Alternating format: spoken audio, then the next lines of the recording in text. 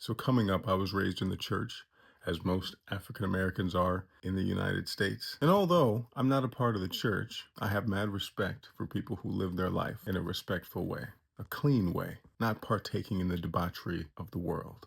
But one thing I do not respect is people making shit up and claiming it to be religious law. So when I was younger, I was in Sunday school this one time, and we were having a discussion about hell. And we were like going around the class talking about what we thought hell was or something like that. And our Sunday school teacher, I don't know what credentials she had, but she was like, I heard that when you go to hell, they lock you in a cage with what you're most afraid of.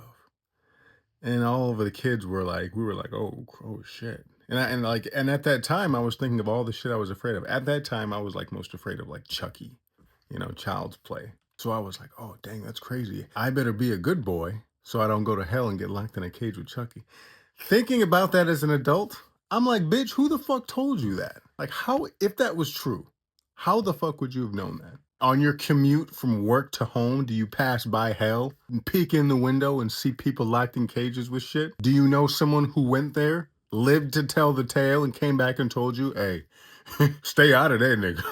Nigga, they done locked me in there with snakes, spiders, and child support payments. Even though what she said was a load of shit, it did its job. It worked.